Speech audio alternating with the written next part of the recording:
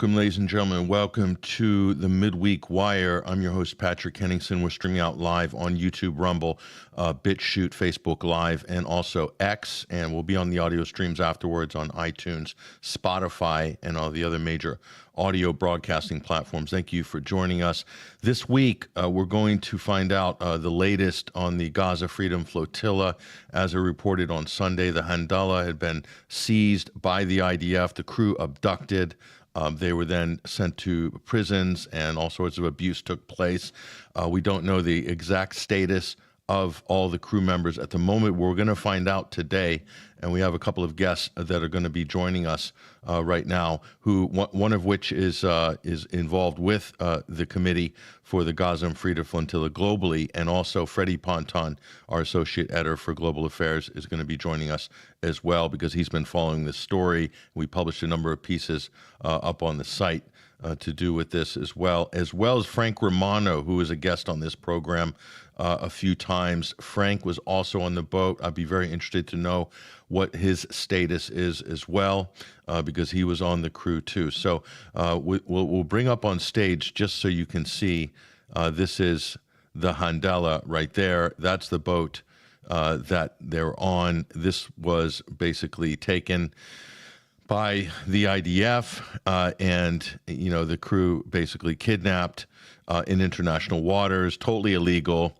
But to help make sense of this, I want to bring on to the stage right now our guest, as well as I'll bring on Freddie Ponton in a moment. But this is Saif Abukeshek. He is with the Gaza Freedom Flotilla organization. He's joining us right now on the live link. Welcome to the program, Saif. Hello. Just to clarify, I'm with the Global Sumud Flotilla. We work very closely with Freedom Flotilla Coalition. So I'll be happy to support and provide as much as information. I'm with the Global Sumud Flotilla, just to not to create any confusion. Okay. Yeah. We also we'll drop the links in the show description as well. And let me bring on to the stage Freddie Ponton. He is the Global Affairs Associate Editor at 21stCenturyWire.com. Freddie, welcome to the program. Hey, Patrick, good to be here with you. Hi, Saif. Pleasure meeting you and having you on the show. Thank you. Saif, let's just get started. What is the status right now? What do you know about the crew of the Handala? And we've seen some people have made it to the airport. I presume some are being deported. What do you know so far? What's the latest on the crew of the Handala, Saif? Yes. So except of two people, Christian and Hatem, everyone else already left the country or they are en route. In addition to two people who carry Israeli passports that they were released within Israel. But everybody else, hopefully, they arriving safe to their home and leaving the country. There are two people that flight tickets are not yet confirmed, which is Hatem and Christian. Okay. So that's, I think, does that mean everyone is accounted for, more or less right now? Yes, everyone is accounted for from the beginning. I mean, we Handala's legal team have been sending updates about their legal status, about the interrogation, about the processing that they have faced, also the treatment that they have faced inside the detention center, which just shows another, part of how Israel acts and violates human rights. You know that they were detained under the charge of illegally entering to the territories of Israel while they were kidnapped from the international waters in the sea. And also, we'll bring up on stage your social media teams with these organizations have done a good job communicating some of the updates. This was just, I think, from earlier this morning or last night, and they said the legal team had not yet met these following crew members here, and so, as you said, looks like they're going to be on their way out. So this is good news.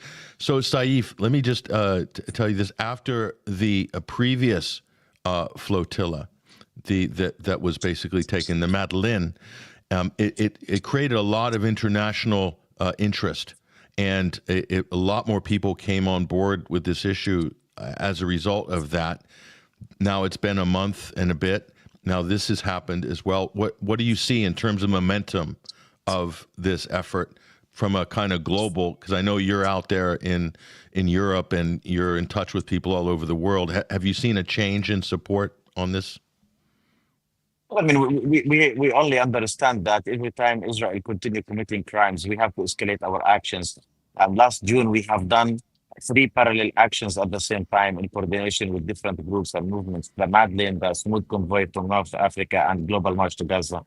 And then organizers and participants in those 3 movements decided to work together, and we have announced last Monday the biggest flotilla since the illegal siege on Gaza started in 2007, which we are organizing in so many countries. More than 42 countries so far are participating in this process.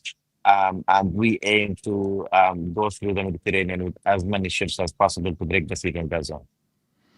Yeah, we have a statement here from the International Committee to Break the Siege in Gaza. This was actually released at the press conference in London, where I saw you as well, Saif, on Monday. The Freedom Flotilla coalition say that several international organizations have expressed their willingness to cooperate with the coalition to, quote, send dozens of ships to Gaza in the coming months. So that's what you're referring to, Saif. So there's more flotilla participants to come, correct? Yes, of course. From the Global Sumud Flotilla, we have announced on Monday that we are going to organize dozens of ships.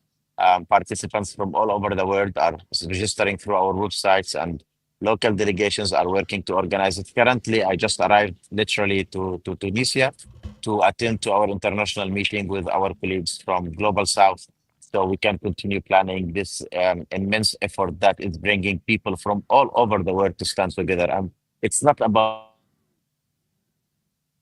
just taking a sea mission. What we are doing is to build this global mass solidarity movement of people working together from everywhere, because when leaders fail to do their duty, civil society needs to stand up. And this is what we have decided to do. We are stepping up together, everyone, to confront the genocide, to confront the Israeli illegal siege of Gaza, and to do what politicians and governments are failing to do. And just also, Saif, and we'll go to Freddie in a moment. Freddie's based in France right now. Saif, you're in Spain. I know that you spend a lot of time in Spain as well.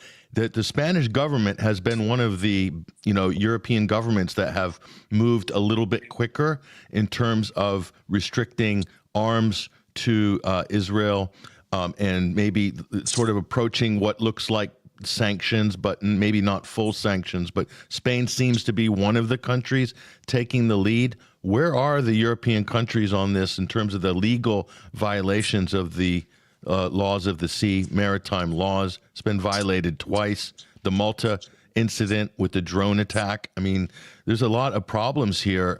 What do you see on that side? Is there any developments, any movement? I mean, yes, the Spanish government has been one of the most progressive in Europe in regards to the situation. But, it took over than 60,000 Palestinian civilian murdered in Gaza, hundreds of thousands of people wounded, massive destruction of the whole strip, for some politicians to try to step forward and just denounce. We haven't seen an actual action taken by anyone so far. We haven't seen detention or closure of the Israeli embassy over their violations. What we have seen so far is a complicit Europe. I mean, a few weeks ago, they just postponed voting on the association agreement that allows Israel to have beneficial access to the European economics by avoiding to pay certain taxes, etc. Where this agreement indicates that they have to respect human rights, not to be part of any war crimes, and they are being investigated for genocide. So Europe is complicit, and the US is complicit. We see an announcement from the UK, and I understand some people feel encouraged when they hear it of England saying, if in 2 months Israel does not stop this, we are gonna recognize a Palestinian state. It's really devastating how politicians are manipulating people, and they either think we people are blind. I mean, genocide is being broadcasted online. What do they mean if in 2 months Israel does not change their course of action, they will recognize a Palestinian state? Israel has been killing Palestinians for the past 20 months. They have used medicine, food as a weapon for starvation against kids. I mean, we are seeing people falling dead because they are not able to have access to food or medicine or milk. And they want to give Israel 2 months' time to continue killing, instead of all those governments and politicians taking an immediate stand, imposing sanctions on Israel, closing embassies, cutting all type of relations, political, cultural, sport, everything, economical. And instead of seeing real actions, we see them. If this doesn't happen in X period of time, we will not even imposing sanctions on Israel. We will recognize a Palestinian state, which is a symbolic action at the end of the day, and it does not imply that Israel will face any consequences of what they are doing. While Israel continue acting this way, and while there is no price for the crimes and the genocide they are committing in Palestine, they will continue committing those crimes. What will force Israel to stop? If no one is standing and forcing them, imposing sanctions, making them pay for the crimes they are committing, why would they stop? And yeah, good point, Saif. And Freddie, you got a similar situation in France. Emmanuel Macron announcing we're thinking about recognizing a Palestinian state at some point in the future. Wasn't specific. Is this more of a damage control exercise by the French government because they find themselves falling on the wrong side of public opinion badly in France? What about the situation in France politically? Is same with the UK? He's done the same thing. Where is this at, Freddie? Well, like Saif said, there's too many talk, very little actions. And at this stage, we cannot see anything, whether it comes from Stalmer or it comes from Macron, nothing tangible, nothing that we can see and we can consider as an action that is sanctioning Israel, whether it's economically or politically or even legally speaking. None of that is part of the discussions.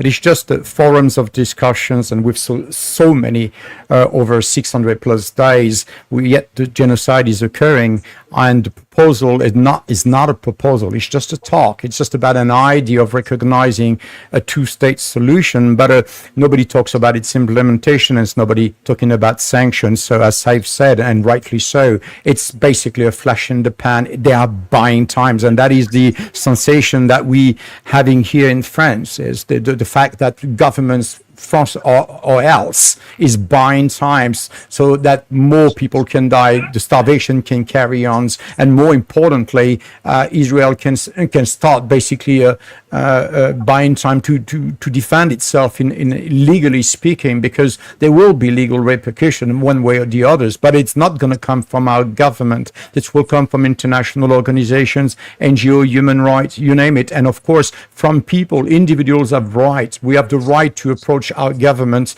We have the right to approach International Criminal Court, and so on and so forth. So, as I said, and as Saif said, this is just not something that we should hold our breath upon. Just let's believe on our power, the power of the people. That's what we need to rely on at this moment in time, Patrick. And just Freddie, on this situation, do you have any other comments on the flotilla itself, this stage of the campaign? What are some of the things? I know you filed a report at 21st Century Wire on this. You brought up a lot of really important issues in terms of international law. Do you have anything further to share on that issue, Freddie? Well, first of all, this morning I was happy to hear that at least 5 were on their way to the airport. So it's good to know one of our colleague of the show, Frank Romano, is all French, from the US, and others, Santiago and Braden Peluso from the United States coming back, and I'm specifically delighted to know that Vigdis Bjorvan, the old lady from Norway, is I don't want to call her the old lady, I'm sure she'll forgive me for using this word, but she's like me, she's getting old, let's put it that way, and it's good to know that she's also at the airport waiting for deportation. So it's coming to an end, so one way or the others. Of course, as Saif mentioned, Christian Christian Small from the US and Hatem Awini from Tunisia have remained detained at a given prison, but I think they're expected to be deported tomorrow. They've been going through, I think, 5 or 6 days of hunger strikes to protest the unlawful detentions, and the conditions under which they've been detained are pretty poor, as we know already from the previous experience, from the Madeleine and others. So that's good. I mean, Handala Attorneys has been there. There's been prominence in helping any associations, organizations to understand exactly the climate, understand what's happening at the hearings, because there was a hearing as far as the legal is concerned. Very little information. All we know at this stage is that this was an illegal arrest in international water.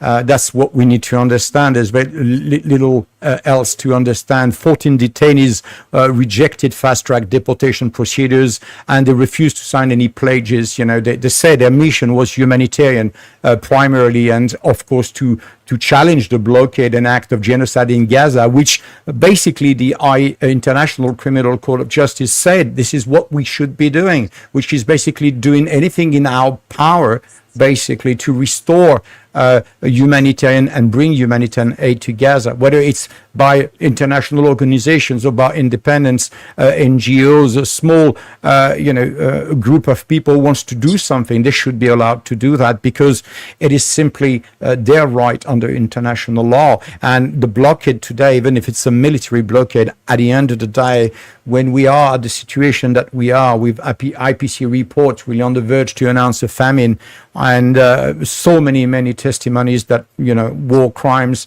crime against humanity, intent to deport people, calling it voluntary deportation. All this basically fits the bill as far as the warnings and the advice that were gathered by the International Court of Justice. And these are wanted criminals. This is a rogue state. It is time for us now to understand that our governments have been compromised, because if they were not compromised, surely we will see them acting upon and basically limiting or completely cancelling any form of diplomatic, economic, and legal connection with these states. And I think as far as the UN is concerned, they should very seriously consider removing Israel from the United and other state members. They just simply don't belong to the human family at this moment in time. Saif, anything to add to that? Well, I mean, just to agree on the last part, they stood in the Assembly of the United Nations, and they basically throw away the Constitution and broke it with the papers, everything. They cut it down. They don't believe in international community. They don't believe in international law. They don't believe that they have to report to any law. So when you act this way, you disrespect everything that everyone decent stands for. We have seen this is happening before in history. We have seen government killing millions of people and committing crimes, and we continued at that moment saying never again, that we will not allow this to happen again in history. And we built museums for us to remember. It seems that our governments and politicians are good at building museums for people to remember the victims instead of trying to prevent that to happen. I don't want to visit a museum of Palestinians who were killed and murdered after 30 years. I don't want my kids or grandkids to come and ask me, what you guys have done during genocide. Genocide it's not happening 100 years ago. It's happening now, live. If you open your TV, if you open your phone, your radio, any place that has access to information, you see people starving, people dying because they have no access to food, and you see that they are bombing people going through to get food. I mean, I was just reading a news before we connected that they bombed people who were attending to collect some support that was just received. So when they say that we are going to allow humanitarian aid to enter, do they mean that this is a new type of traps that they are going to use to manage to kill more civilians or Palestinians? This is so the international community celebrates that Israel had the mercy to open border from some of the locations and allow some trucks to enter with few humanitarian aid. On Monday, we had a press conference in London where Yasmin, the regional director of Human Rights Watch, attended, and she made a very terrifying comment, to be honest, that if today all the needed humanitarian aid access Gaza immediately, still people, thousands probably, will die of starvation because they are at a stage that it's not possible to stop it. This is where we stand today. We are not talking about politics. We are not talking about borders. We are talking about a genocidal government that is using literally everything without any extinction, everything to kill people: water, medicine, electricity, food, everything, literally, just to kill people. What would you call that today? And Saif, you know, the Donald Trump, President of the United States, just announced today he's going to allow Israel to manage what aid the United States claims it's sending into Gaza as well. I mean, the situation is just kind of beyond the pale. And this brings us back, Saif, to the point. UNRWA has been, you know, the organization's been built up over decades to do exactly that.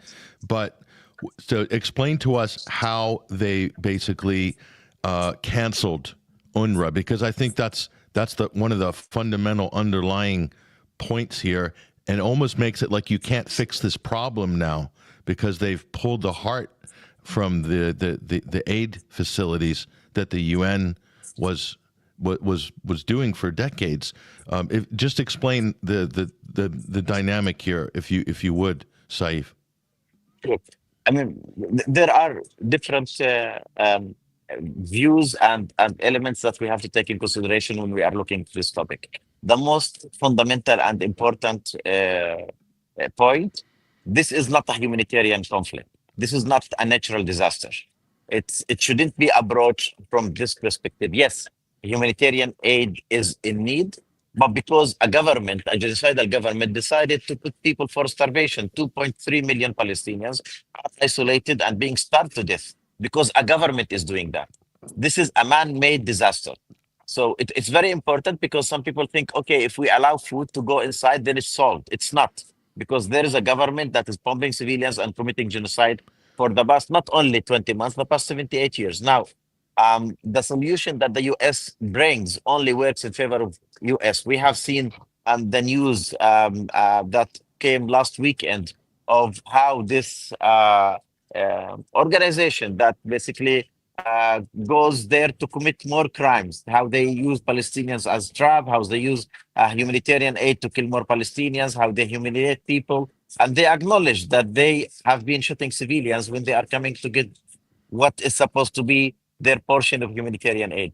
The United Nations have created UNRWA as an organization that will provide education, health, and assistance for Palestinian refugees, because there is, you could say, the majority of the Palestinian population are refugees. Now, UNRWA recently faced a resolution by the government of Israel, deciding that UNRWA is illegal. Why? Because UNRWA is associated directly to the recognition of the international community to the right of return of the Palestinian refugees. The non-existence of the UNRWA changes the status of the Palestinian refugees into different form, which means that there is no international organization to support those refugees, and it has to be settled in a different way, which impacts directly the right of return of the Palestinian refugees. It's not about how they can save or serve the Palestinian people or allow a humanitarian aid to enter. It's about finding different ways to end the Palestinian cause, finding every possible way that they can use basically to continue that. I mean, they have just made a resolution to annexate the whole of the West Bank to be part of the so-called government of Israel. This is how they function. From one part, they are basically indiscriminately bombing and killing civilians and making them, starve to death. We know in the West Bank refugee camps like Nur Shams, like Turkalem, like Jenin refugee camp, they forced people out and they have demolished the whole camp. They have destroyed the whole infrastructure. More than 400,000 Palestinians in the West Bank have been displaced. These are the politics that Israel is implying. It's not really related to any certain international organism, rather than going with their original plan that they have started 78 years ago, which is the ethnic cleansing of the Palestinian people. They have always spoke proudly about this land is being empty of no one, and that they came to bring, trees and green to desert. Desert that they stole from us, where they took our culture, they took our food, they took our land, they took our villages.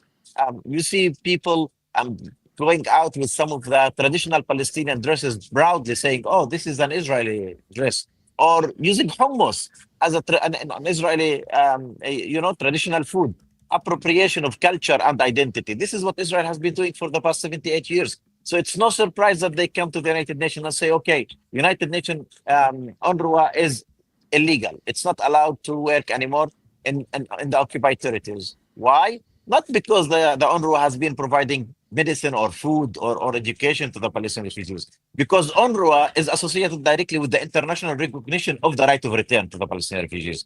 And this is what Israel is trying to do, to destroy all recognitions of Palestinian existence and their rights. Freddie, do you have anything to add to what Saif has laid out there? It's hard to come after this. Very powerful and absolutely 100%. We covered this topic, Patrick, again with regards to UNRWA. It's really about the right of no return. They don't want any Palestinian refugees to come back to the land, and that is crucial. That's the only reason why UNRWA is, the U.S. basically put sanction on UNRWA and other countries before reversing a little bit their positions. But right now, today, you can clearly see what's happening with regards to not only the genocide and ongoing genocide, but the delivery of food aid. They remove UNRWA from the equation. So it's part of, if you will, the strategy to remove the United Nations. Not only UNRWA, other agencies that are involved. They basically just want to get rid of the Palestinian, rid the Strip of Palestinian people, making sure the refugees cannot return to their ancestral land, and then from that basically clear the Gaza Strip. It's a conflict zone. Today they control about 70-80% of the land, and if you look at the testimonies that have come through from people that have worked at this drop site, at these so-called humanitarian aid relief sites, we can clearly see this is a military operation, and this is nothing else. I mean, you look at 3 sites based in Rafah, right in the center of the Gideon Chariot operation, Israeli operation by the IDF. This is basically an alienation zone. It's a killing zone. This is where a conflict occurs, where people use guns, use really heavy weaponries. So when you put innocent civilians in the middle of that, it is obviously for one and single aim, is to try them, to bait them into this area so they can shoot them, so they can really also play with the psyche. Because when you're starting to you haven't drink or you haven't eat, let's say you haven't eat for 5 days, you're not the same person. Everything changes in your mind. Your psychology, your physiology is changing. And the baiting this poor kid, this mother, these old people is absolutely disgusting, because they bait them into corridors, and then when it is time for them to exit, these people are getting stranded in no man's land. They are stranded. And if you really look at the design, I spent a lot of time looking at the design of this plan, and I've worked alongside the World Food Program. You know my experience with UN in Darfur and other areas. I look at what they did. This is not humanitarian. This is everything you want to call it. Doesn't matter, but that's not humanitarian life. And that's the reason why people kill, because GHF, the Gaza Humanitarian Foundation, if you look at these contractors, if you look at the military contractors, Anthony Aguilar came out on many occasions and he explained to that, this US Green Beret that worked for GHF. He explained it very clearly. And if you just listen to him 10 minutes, you'll understand what's going on. And he's telling you, we are the contractors and our client is the IDF. Right? So the IDF is the one that's giving the order. So you're taking order from a militarized occupying force. That's not humanitarian aid. These people should never be allowed to give any order as far as humanitarian relief is concerned. That's number one. And number two, he's also picked on it very quickly, because probably at the side he realized that these corridors basically lead to death traps. That's what they do. So when these guys are exiting with a box, they have barely any shoes, they have no vehicles, they have nothing, and they just basically practice target. That's purely war crimes right there. All right, and that's what he said. He stated, I've seen war crimes, because that is war crimes. That's what it is. Let's call it for what it is. So that's where I am at this moment in time. What we are looking at is the complicity of the United States, because this is an Israeli but U.S. money back. This is U.S. taxpayers' money funding this military operation. We have U.S. boots on the ground. These guys arrived in the country with B2 passport, tourist passport. This is illegal. This is absolutely illegal. So when you see that, you start to understand what's going on here. This is a real estate project at best. That's what it is. But in legal terms, this is a genocide, war crime, crime against humanity. And Netanyahu, and not only Netanyahu, you have Gallon and all that clique, all these genociders should be arrested immediately. And unless our government is going to move, something is going to need to happen. And it's going to come from civilian. It's going to come from people, because this the only thing that can change are these people at this stage, in my view. And here's a GHF whistleblower. You mentioned Anthony Aguilera here, just reiterating what you were saying here. Let's listen to him for a moment and bring him up on screen. Directly to my face that our client is the IDF. Your client is the IDF. Our client is the IDF. And this came out in a discussion once where I was in the control room. I was on I was on control room duty that day. We had shifted responsibilities on a rotational base. So I was in there that day with the radio observing site number 2 distribution. A Palestinian man had picked up some children to let them step on his shoulders to get onto a berm because they were being crushed in the crowd. Site 2 is very small, smallest of all 4 sites. And these children are being crushed, and he picked them up there and put them up on the berm. And the Israeli Defense Forces liaison officer in the main control center with us comes up to the screen that I'm watching, and he says, "Tell your men to get them down." I was like, "We got this under control." I was like, "I know they know what they're doing. No, they're children. Let's calm down. Mm-hmm. Get them down now, or I will."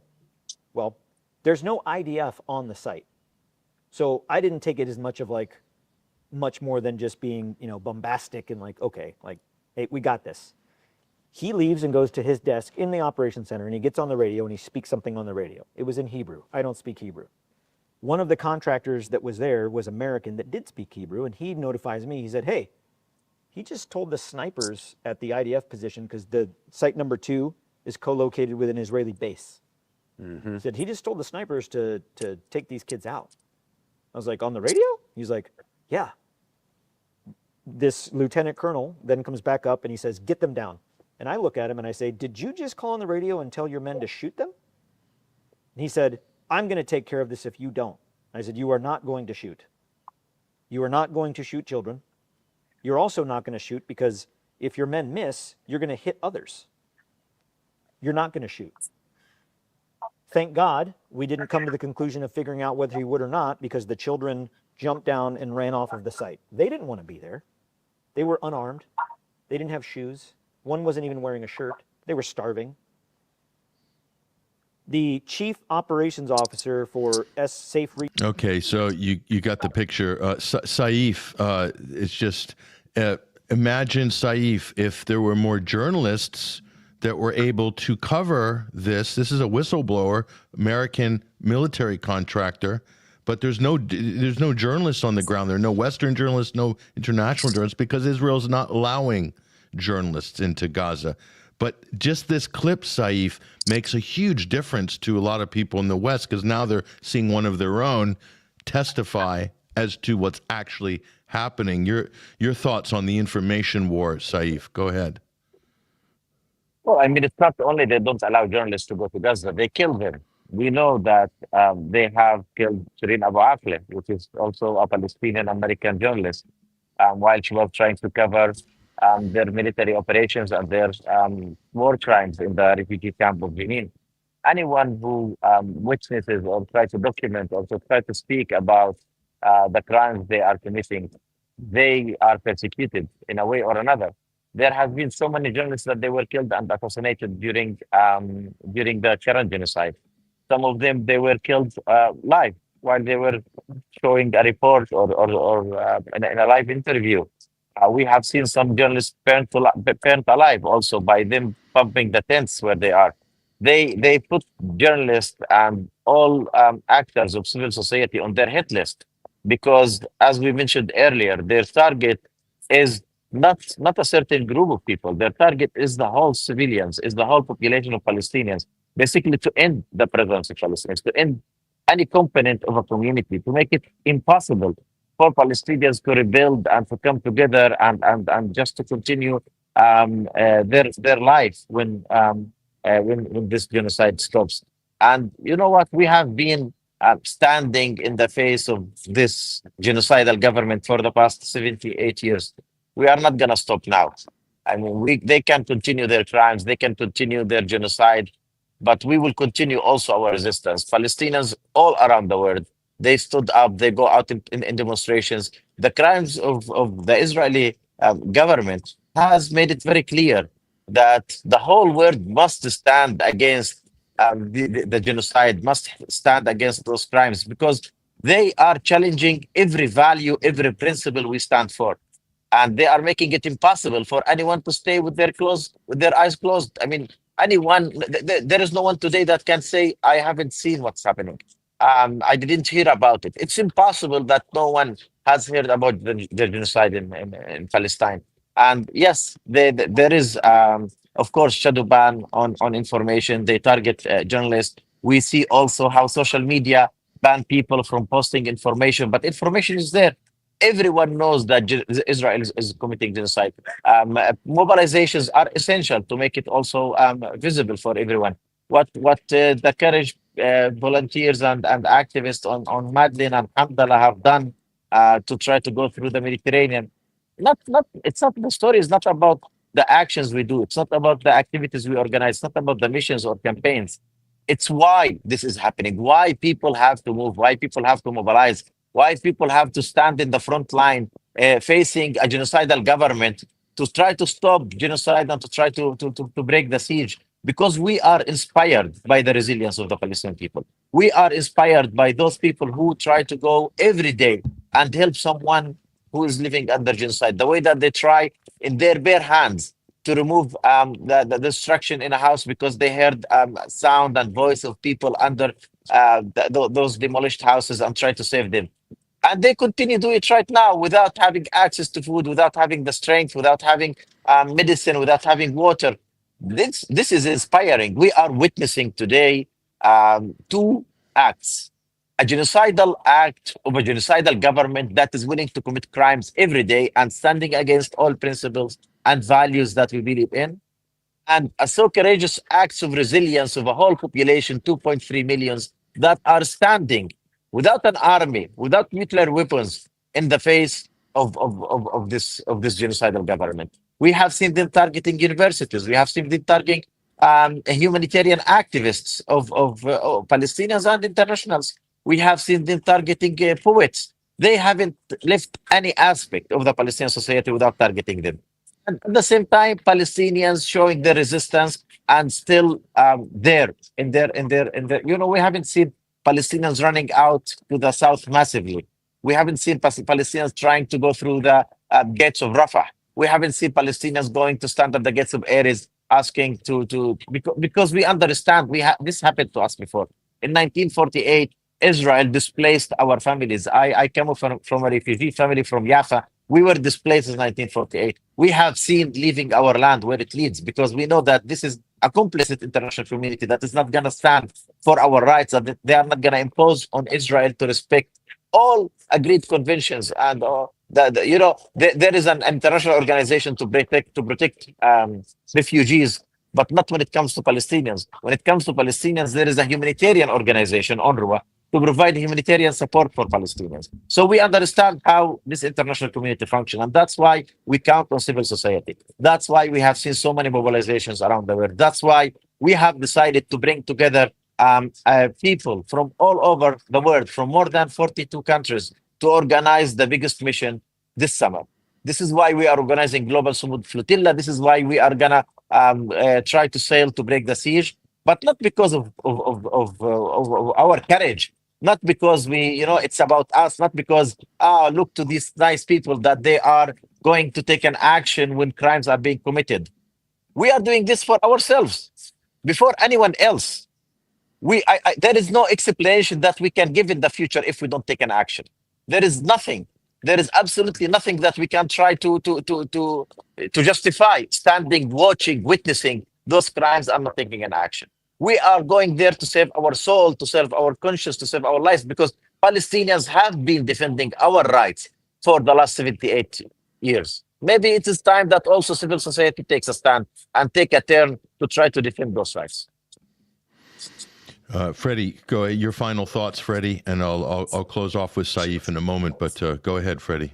Yeah, 2 points that I would like to make. One, with regards to, there was a report on Monday by Israel media, not the greatest, but they reported about the Humanitarian City project, which was never a project in itself because it has no blueprint, so it's not a project, but an ID, again, a genocidal ID, basically to contain, 600,000 civilians and, of course, the rest of the Gaza population in an area in Rafah, something that simply just was not acceptable, a cosmetic, really impediment that simply will not work at this moment in time. So they kind of are pulling back. They're putting a bit of a pause on this ID.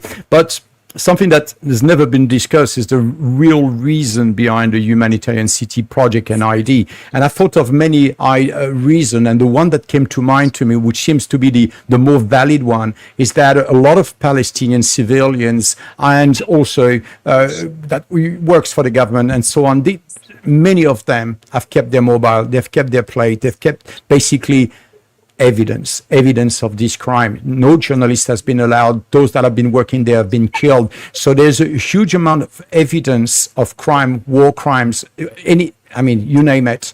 And this has been stored, but because of the internet issues, because of the constant stress and so on, all this information is still in Gaza, but has not been released to the public. And having the Humanitarian City where you collage, when you bring all these people under one roof, you're going to process them. And part of the process is to remove that evidence from them, clean the phone, clean the computer, clean everything that they have before eventually chucking them out. And I think that is part of the strategy that we're going to discover. I'm still, investigating on that aspect, but I think there is a lot of traction and a lot of evidence to suggest that this is what was the plan. So that's the first point that I wanted to make. And the second one, to my last word, is having lived in South Africa myself, and I've known my second family is in South Africa. I've had the chance to speak to them about Palestine and so on. And really the difference is very little and is huge at the same time. On one side, you get Palestine and South Africa, both states that have known apartheid for a very long time. The only difference with South Africa is there was no genocide, and that is the reason why the one-state solution was possible, simply because there was no genocide. But with the horrors that we've seen for more than 600 days, there is no more discussions here. There is no Palestinian living with Israeli. You can't, the next generations and future generations won't allow it. Simple as that, because they will remember, they will talk, it's going to be part of who they are. When you go through what they're going through, this is not over after the food has come into the camp, as I've said. This is over when justice is done, and yet still these people won't be able to live together. So it is absolutely crucial right now that we address the priority, which is the food, the immediate priority, which is the security of the civilian. That is part of the international humanitarian law and customary law. We need to protect these people because they are in danger, and the IPC is telling us a famine is just around the corner. That's been people and kids and women and elders and men dying every day.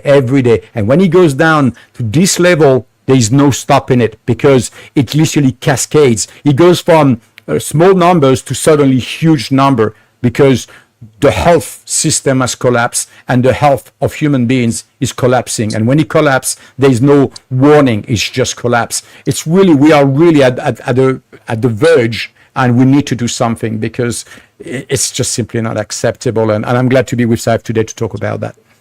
Thank you, Freddie. I really appreciate your contribution today on this very important issue. Saif, I'm going to give you the floor for the final comment before we wrap up. And anything else that you want to say, or anything else that you think people need to know going forward, go ahead. I just would like to emphasize that we don't have an option in terms of action. We don't have an option today. We don't have the luxury to stand and say, okay, maybe I do this or I don't. we are at a moment of our lives, not taking an action is being complicit, because we live in words that we say, oh, we are proud to have democracy, we are proud to defend rights, we are proud to see justice. But those crimes are being committed in the name of all those values. And us not taking an action, not taking a stand, means that we are complicit in that process. We are agreeing that those crimes can be committed in the name of those values. In addition, those crimes are being committed by a government that is using resources from our countries, that is using our ports to transfer weapons. So our governments, our own governments in Europe or in the US, are making us complicit by force. The ones who work in the port and they manipulate the ships, they are being forced to participate in the genocide. The companies that are producing arms and sending those to Israel, they are forcing their workers to participate in genocide.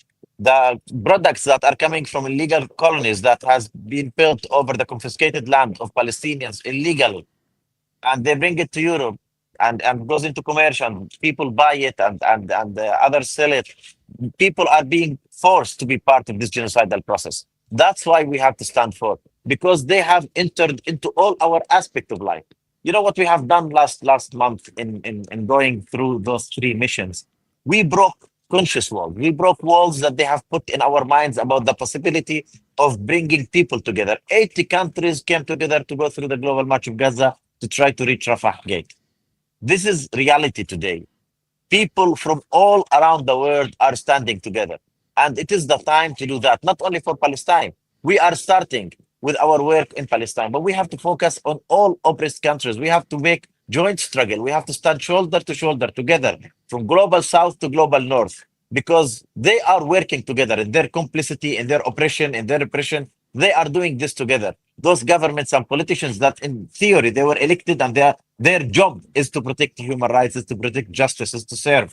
They are not serving. They are taking advantage of where they are to allow and enable other governments to commit crimes and genocide. That's why we have to stand together. That's why we have to work together. Today, it's breaking the siege on Gaza, and tomorrow, it's collective liberation. Thank you, Saif Abukeshek, and also Freddie Ponton, both of you, for joining us. We really appreciate your contributions today. And like we said earlier, if anybody wants to get more information about the actual Freedom Flotilla and where it's at right now, you can just go to their X account. There's a lot of posts there. The links are there. There's a website as well that has additional information. If you want to support these types of efforts, you'll find them online.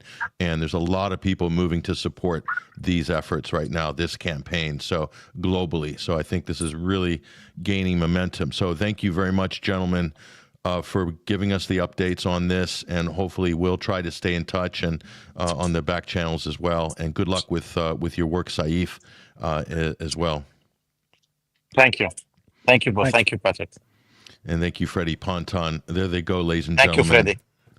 Bye, Saif. Thank you. There they go, ladies and gentlemen. We'll be catching up to these gentlemen very soon. That's all we've got time for today. It's a slightly shorter show than usual, but I thought it was important just to get the information out, and we'll be able to tie up some of the loose ends on this. We have other interviews that we shot at the press conference in London with the Freedom Flotilla and the sort of the global project and organization as well. There's a whole range of support organizations for this now. So this is an incredible multinational effort here, and they need your help. They need your support. They're planning more boats. This is going to happen.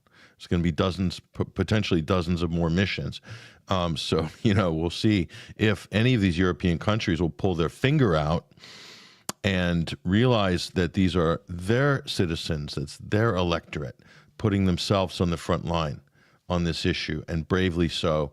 And I tip our hats to everybody on the Handala, and especially our friend of the show, Frank Romano, who has just been a tireless activist on this issue and put himself again on the front line. And he was incarcerated by the IDF and the Israelis in their gulag. I'm sure we'll have plenty to say about that when we catch up to him, hopefully later this week. But anyway, that's all we've got time for today, folks. And big thanks to Saif, Freddie Ponton, And everybody out there, look, we really appreciate you guys joining us on the Midweek Wire, and do consider supporting us. We'll accept donations and subscriptions at 21wire.tv. Those of you who like this show, like what we do, we really need your help. We've got programs running as well as daily articles and research content on our website, 21stcenturywire.com, as well as the Sunday Wire show. You'll see the information of that along the bottom of the screen there. But do consider supporting us. We need your help now more than ever. And the Sunday Wire archives as well. You can catch up if you're behind on any of the shows. Go ahead and check us out. Click on the Sunday Wire archives, and you'll find everything you need to know there going forward. So that's all we've got time for today. And again, thank you for joining us as well. We'll hopefully see you on Sunday with perhaps one of the members of this boat is going to be joining us on the live link to tell us about their story. That's possible. We're working on that right now. Otherwise, just appreciate you guys, your listenership, your viewership as well. I want to leave you with a very special track from, again, a very good friend of the show, Peyote for President, one of the great world music artists out there in the vein of Manu Chao, and you'll recognize this style of music. There's a great group of artists there from Peyote, I believe, is based in Portugal at the moment, but makes his way around the world. The Palestinian Children is a song on his new album. We'll leave you with that. Hope to see you guys soon. Take care. All the best.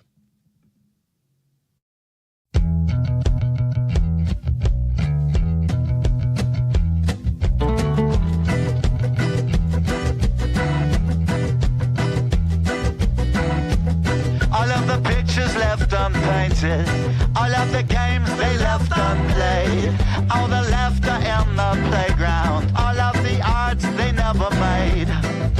Ghost faces of a million Palestinian children.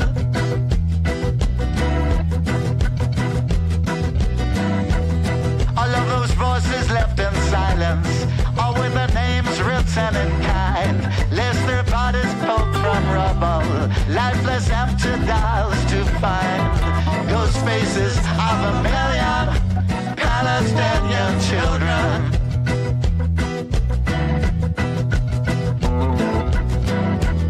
What are the songs they've never written? What are the words they'll never sing? And the darkness of the nightmare, inescapable that rings. The ghost faces of a million Palestinian children.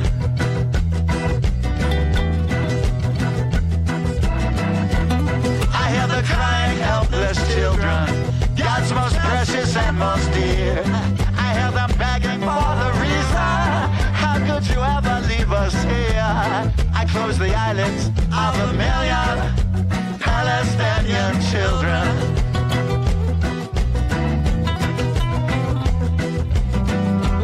So what do we really stand for? Is this how our future's made?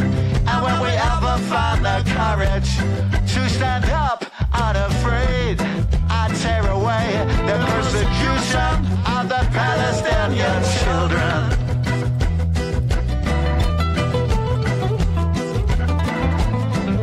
Rise up and be the guardians of the Palestinian children.